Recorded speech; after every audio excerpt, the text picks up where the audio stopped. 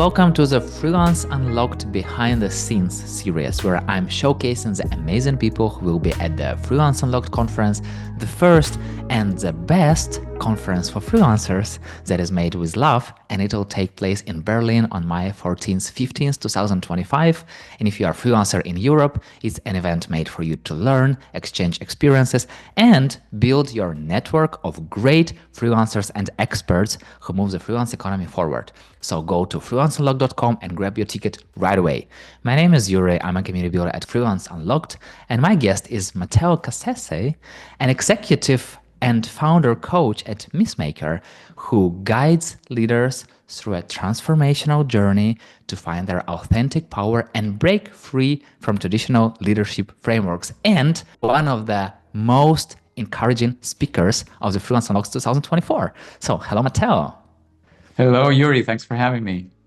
It's our second conversation. You were speaker previous year, and I won't ask you the same question once again, because if people want to know like what is your freelance and background journey, they can go and listen to the previous conversation.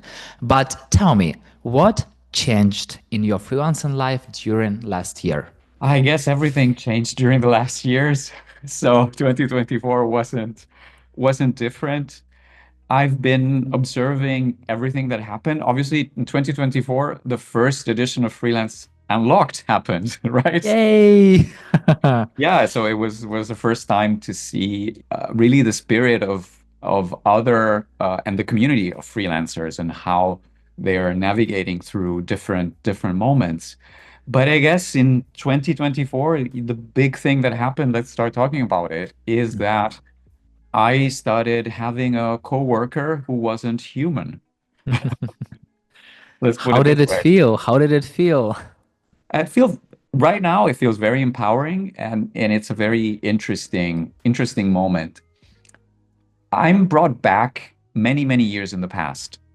And I remember when I was in my office and I was in front of my computer. It didn't look like the computer we use today. It had a big cathodic tube behind it. And I was on altavista.com, a search engine, and somebody was passing by, tapped me on the shoulder and said, "Try this new thing. It's called Google. How do you spell it?" And I think this is what is happening to us right now. That somebody's tapping me on the shoulder, and I'm tapping people on the shoulder saying, "Are you not using language models yet? You really should." So I've been very enthusiastic about it. Let's start from this. I was thinking that you're having some kind of an alien working for you, but it's just an AI. Okay, so let's jump into. So we were talking just a little bit, a small glimpse of 2024, which is still a huge step, and there are a lot of conversations. Like people say that it's not like a real AI; it's just like mathematical models and just algorithms that can deal with a huge amount of data. Anyway, it's step forward. So I'm curious, what is your take on the freelance economy and how it will develop in the near future? I was talking about this actually with another speaker of Freelance Unlocked, a good friend of mine, Alessandro Pedori, and he was and we were exchanging notes in how much work today we do faster and better for our clients thanks to the language models. And we were discussing the present, and in the present, what is happening is that if you are leveraging new technologies, you can get better results. You can get results quicker. You can do cleaner work, write cleaner code with better comments, better tested, that deploys more easily, and so on. But also, we also discussed that if our future investment would be, let's say in my case, I'm not a copywriter, but I do a lot of copywriting. I wouldn't invest necessarily in a career in copywriting. I would still need to understand copywriting to correct the language model when it creates a copy that wouldn't work or it didn't make sense. And because of the state of things right now, but it might happen given the speed at which things are changing, that there is a major shift between doing the thing, which is what we did in the past, doing the thing by supervising the machine or being really the hands-off either supervisor of the machine or just having the machine give a 99.9% correct result, which is enough for the company to leverage the machine directly and not even hire the freelancer. And so this is something to consider, especially based on what is it that I'm doing? Am I executing a bit of a process, or am I the architect of the whole thing? Am I the person that is bringing wisdom to my client, or am I the person that is bringing a simple bit of the result? And I think this is a question that everybody in the freelancing community needs to ask Mm. themselves. Sounds like everyone who is currently working with all those large language models, tools, and stuff, sounds like everyone is becoming a manager. So you are managing a junior expert who kind of knows everything, but still you have to always show them the right way and always correct them and always talk to them till the moment they finally can do it by themselves. I hope it won't happen, but still, how do you learn? How do you ensure that you are getting better? I would say the main thing for everyone is to always go back to the craft. And in my case, for me, it's very relatively easy to get better at my craft, which is coaching, or for lack of a better term, being a sparring partner to executives and entrepreneurs. And that is a very human relationship. And even though I can pull up GPT and say, act as a systemic coach or act as a business coach, etc., what it's going to miss that nuance, that intuition, that human spark, Yeah. and that human relationship. There is a client of mine who has launched in the past a AI coach, and everybody enjoys the first conversation with the AI coach, but then the AI coach doesn't create any accountability. And therefore, even if the AI coach sends reminders, say, "Oh, we have a schedule, we have a session scheduled," well, nobody responds to that because that's just an automated message instead Yeah. of a Yeah. person. So I feel that I'm in a very privileged position from this point of view. But if I was still more in a done for you uh, area, I would rather dive into the craft and try to figure out what is it about this craft where I can be unique. Then we could talk about all other aspects that matter a lot in the future of freelancing. But what is an area where I can be unique about this output that I produce for people and for companies?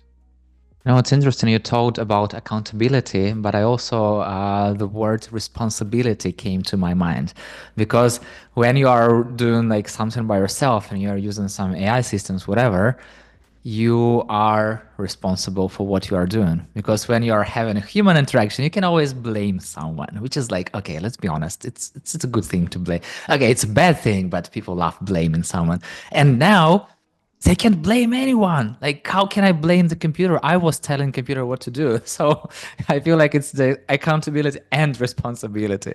Yeah, I think in with every system, what I learn is a bad input equals a bad output. Garbage in, garbage out. So it's as simple as that. Now it's just applied to everyone. And we all have to take a pause for a second and think, what is a good input? And this matters in your life. Like, what are your 2025 objectives? If your 2025 objectives are trash, you're going to have a trash year. And so, good input, good output. This is always a good rule of thumb. Talking about objectives. So give me a sneak peek into what you'll be talking about on the Freelance Unlocked stage. Okay, I decided to play on words for my 2025 talk. And so we're going to talk about malaise that contains AI and renaissance that also contains AI.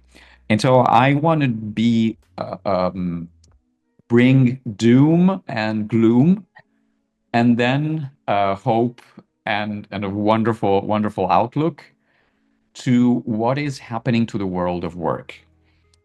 Directionally, I am observing, and I think we're all observing, a number of trends where corporate is being affected by huge changes. Freelance is being completely shaken up.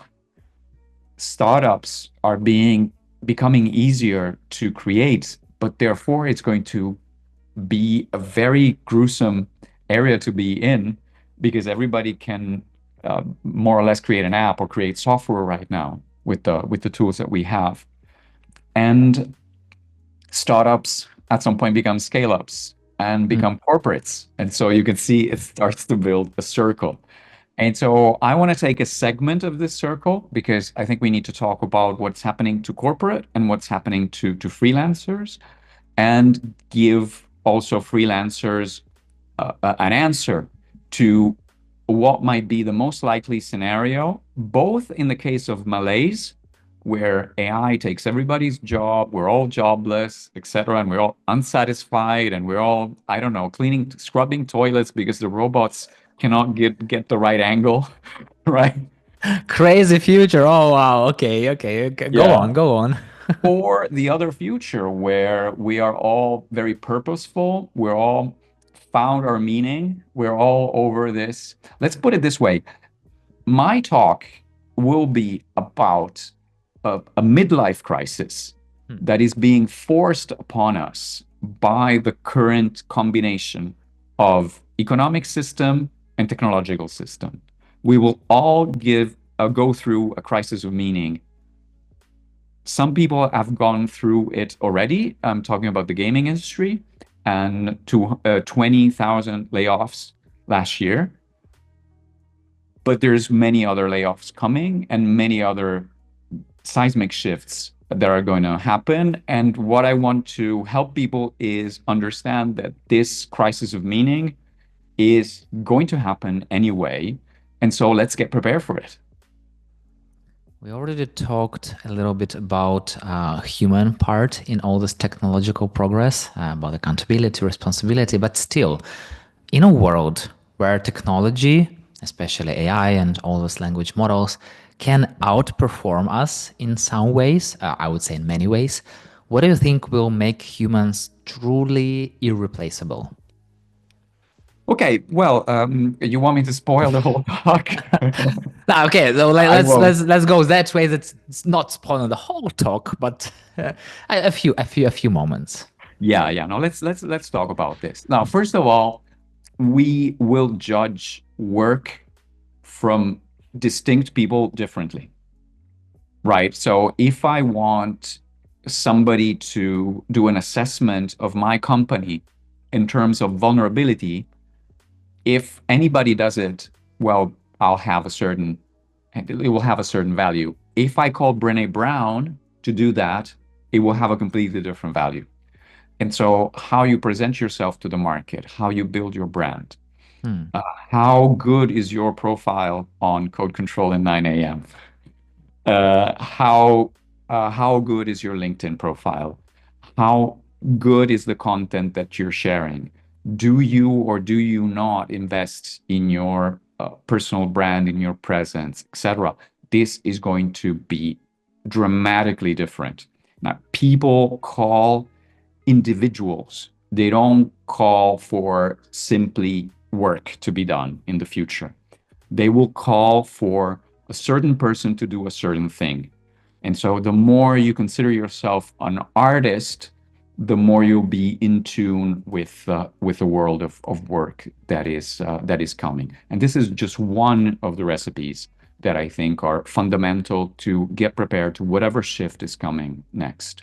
I feel like what I hear is that everyone has to understand what they are good at and become not just good at as an expert, but become good in talking about it and letting people know that you are exactly who they need to do this specific thing. Do you believe in niching down? No. Why? Simple Okay, answer. why? The problem with niching down, and this is something we could flash one of the slides from my talk in 2024. The problem with niching down, it answers the question, how can I be useful? And instead, the question that we really need to ask is, how can I be me? And how can I be me in the market? And how can I express my real, true internal value to the market?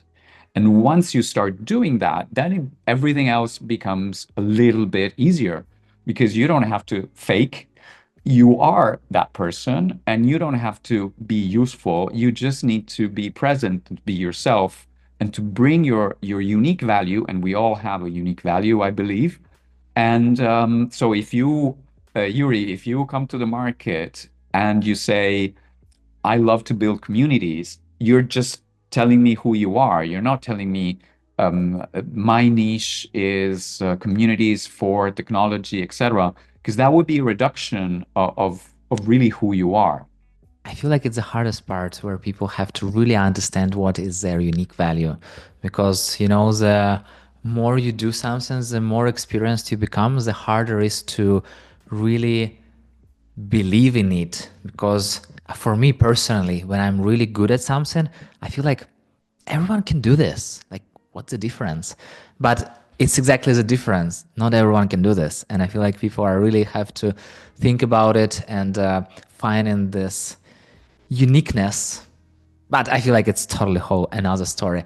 And what do you think freelancers can start doing or maybe learning right now so they won't miss out on the opportunities in the near future? The one investment that I would make for 2025, and I'm very biased in this, is in mindset.